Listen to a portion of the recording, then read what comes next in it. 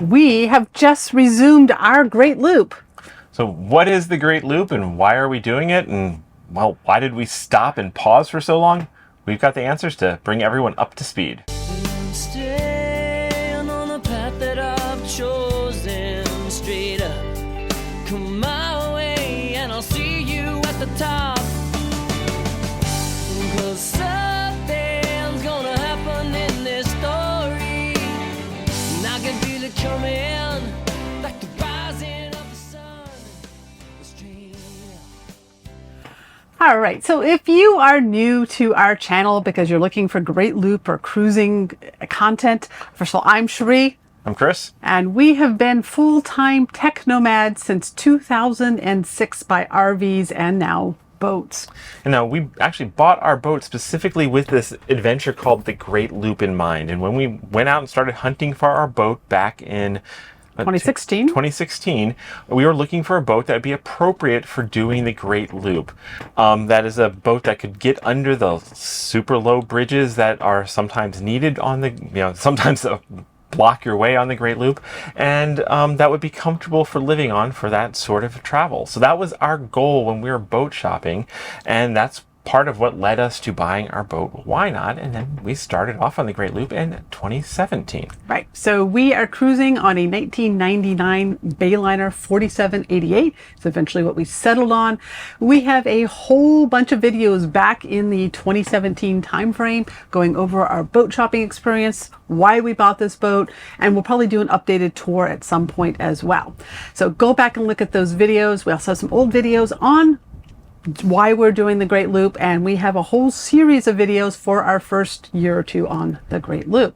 So first off, we should answer, what is the Great Loop, and what was that little flaggy thing you're holding up there? So this is the American Great Loop Cruisers Association official burgee. So go to greatloop.org to learn a heck of a lot about the Great Loop. It's a great organization with a lot of resources for what they call us loopers. Now, the Great Loop is basically follow this red line. Use it for navigation purposes. It is spot on accurate. Yes, this is our chart. We don't have any other maps on board other than this burgee. No, but the doing the Great Loop is it's a classic cruising adventure that people have been doing for decades. That is a circumnavigation. Almost over 100 years, babe. Yeah, some of the first people do it. We're about 100 years ago. Is a circumnavigation of the eastern half of North America, made possible by man-made waterways and rivers and intercoastal. So you're basically the entire route, you are in close waters. You're not out right to there. sea. Yeah, there's only one significant crossing, but mostly you're inland. You don't go into the ocean. You are going to town, to city on these historic waterways that were built up around seaports and canal ports. And it is a great way to explore kind of a really underexplored side of America and Canada. And we've done a lot of it by RV over the years, so now we're getting to experience it from the water, which is a completely different experience. Now, a lot of loopers do this adventure in 1 year. It's about 6,000 miles if you stick to just the main course and you don't deviate on all the side trips. We deviate on side trips. Yeah, there's a lot of great side trips to do. So no, we're doing every side trip we can get our hands on. Maybe not every, but most. So it's 6,000 miles. Now, you consider that a boat. Most boats that are doing the loop are typically traveling between 7 and 9 knots or miles per hour. You can go faster in some areas, but there's a lot of no-wake areas where you can't go that fast. And boats are fuel efficient and most comfortable and fun. We love cruising at 7.5 knots. That is a great speed to go, but that means if you're trying to cover that many miles, it is going to take it's a lot of travel time. The travel time is beautiful. It is part of the journey. It is a big part of the journey. You're going through these amazing twisty places or through towns, and it's a great way to see the country. But it takes a lot of travel days. So the traditional loop schedule of trying to do it all in 1 year means you don't have a lot of time in the places that you're stopping at.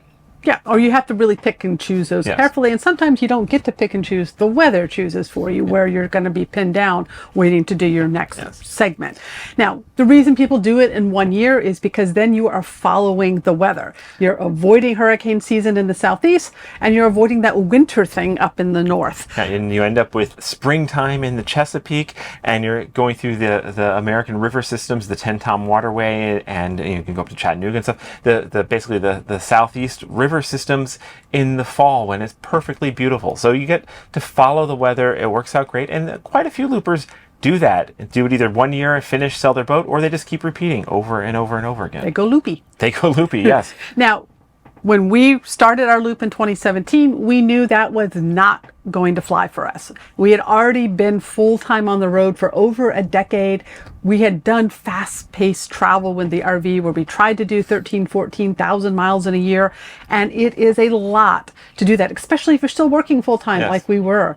So we knew that was not going to work for us. We also know we're easily distractible. We like exploring new cities, and a lot of marinas are smack dab downtown where you are the $1 million view of the condos around you, and you're right near like dining and theater and shopping and historic districts. Stuff to do. RV parks are like 20, 30 miles outside of town. The marinas we've been staying at, or the anchorages and the mooring balls, we get to go and really experience places like we never have before. So we want to take our time and savor every bit of the loop we can. So we never intended to do it in a year or even 2 years. We're slow loopers, sloopers. We're spreading it out over time.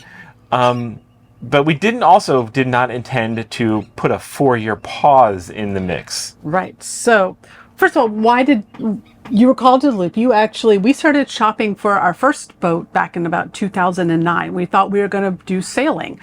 We actually moved down to the Virgin Islands for a little bit, in land-based down there, and checked out the cruising community. And we quickly came to the conclusion that sailing is awesome, but it's also a full-time job. And we already had one of those. And also, some people do the loop with sailboats, and you could take your mast down when you do the canal systems and stuff where you need the bridge clearance for that, and then re-step it when you get through that part.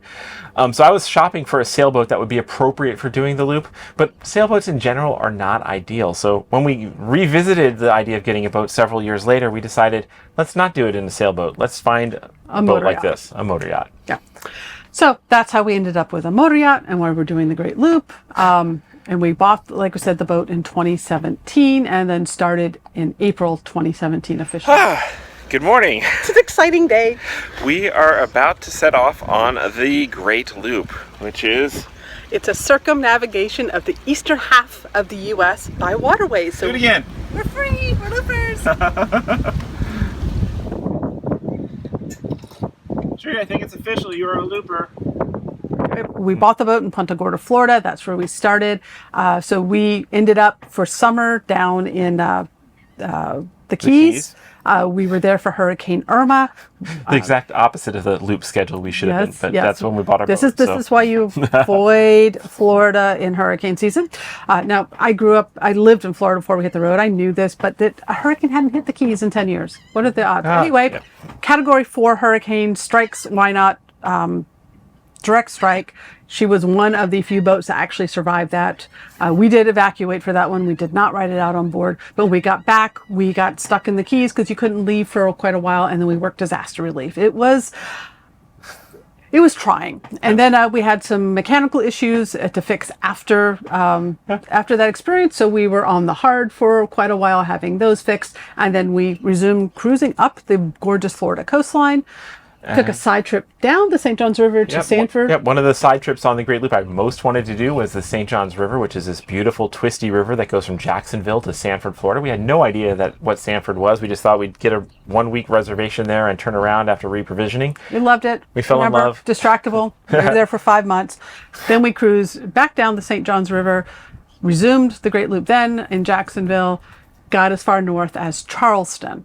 This was in 2019, and we actually spent the entire month of July, again, doing long stays in Charleston. We got a monthly slot at the Maritime Center Marina with all of Charleston right out our front door. We loved it. Loved it. And then we had a family member have a medical issue, so we decided to backtrack. We stored the boat in Savannah and went back to help that family member in Florida. And then at that point, another hurricane comes in, so they hauled our boat out, and we decided to leave it there with a project list at the boatyard to accomplish. And then we went out and enjoyed van life for several months in 2019. That led us into 2020. Something happened that put a damper on everybody's cruising plans in 2020. I don't remember what it is. I blocked it out. But ultimately, yeah, we got back. We got our boat launched just in time for the zombie apocalypse, and we decided that there was no looping, there was no crossing into Canada, there was no tourist towns anywhere. Marinas were turning people away in the start days of the pandemic. So we called our marina in Sanford, and they were able to get us in. So we returned to Sanford, close to family. We loved Sanford, friends there, hurricane protection there. And we made it a home base. So we kind of put a pause to our looping aspirations for 4 years, while we still did some cruising on the St. Johns River and a little bit further afield, and we did a lot of van adventures and stuff. But we never really kind of got all the logistics back to, hey, let's go back to giving up our slip, going back to being really truly full-time cruisers with no home base and back on the loop. Well, now 2024, that's what we're doing. So we left in April. April seems to be our month for doing Great Loop stuff out of Sanford, and we just left Charleston this morning. So we are officially resumed on our Great Loop. It's all new cruising territory for us from here on out, and we are looking forward to sharing this adventure with you. So welcome if you're new to the channel. Welcome back if you've been here all along waiting for us. We've had several of you comment that you wondered if you'd retire first before we got back on, or whatever. And if you are just joining us, you want to catch up on some of that old loop videos back when we were initially doing this 7 years ago.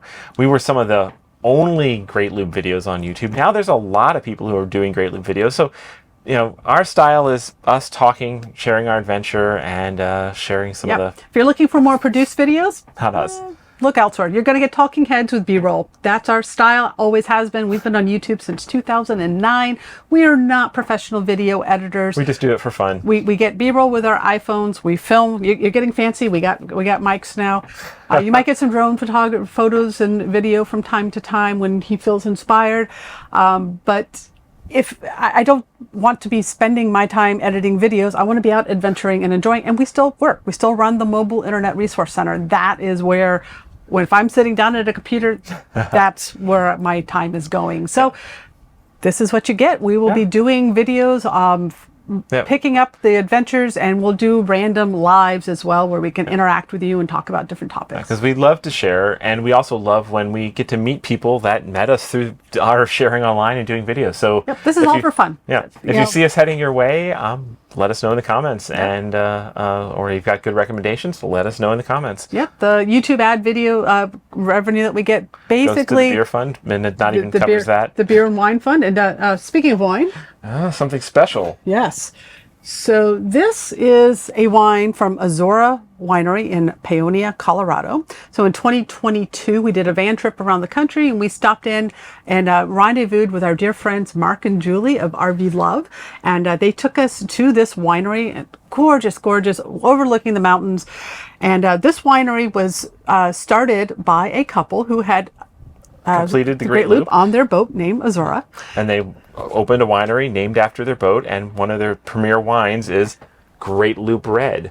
So we had to buy it. We met the owners and talked to them, and we actually contemplated buying the winery, so we probably won't. Yeah, that sounds like work. Anyway, we bought a bottle of Great Loop Red, and we have been carrying this with us since 2022. We will be opening it this evening. Our first night officially resuming our Great Loop. Finally, hopefully it's lasted, because it has been through a lot of hurricanes, a lot of bouncing, a lot of waking, a lot of adventures. Probably has some bottle shock, because we don't normally keep wines this long. So we'll see if it's still any good. But this is a special bottle of wine, special memories with Mark and Julie, and of course commemorating. We are finally. It took 4 years of pause, but we are back on the Great Loop, and we'll see how long does it take us to finish it. Our plans for the season ahead, we don't know. We're going north. We're going to enjoy it every step of the way, soak up as much of this awesomeness as we can. And we've already been warned that the Chesapeake you could easily spend years cruising there. So we're just prepared that might be all we do this summer. So we'll see. We'll see what adventures find us, where we end up, what calls us, and we'll be keeping the pace that feels right for us and adapting as we go. More than likely, we'll be finding somewhere to store Why Not this fall, and then return to van life for this winter. The Escapers is celebrating their 10th birthday next year and kind of want to be there for that. Yeah, that's so. out in Arizona in January. So, we've got reasons to want a van trip and then come back to boating season in the spring and continue the loop. And who knows, maybe we finish next year, maybe it's not. But there'll be a lot of awesome adventures ahead. So if you have questions about the Great Loop, feel free to leave a comment. We'll get around to answering you as soon as we can. Join us for a live, ask us questions there. We are happy to chat with you and talk. And if we're coming your way, drop us an email at contact@technomadia.com. We would love to meet up with you as we pass through your areas. Yeah. And if you want to follow along with the adventures, like, subscribe, set the bell, do all those YouTube-y dingy things, and follow along because we should have some fun stuff to share. All right. We'll see you down the loop.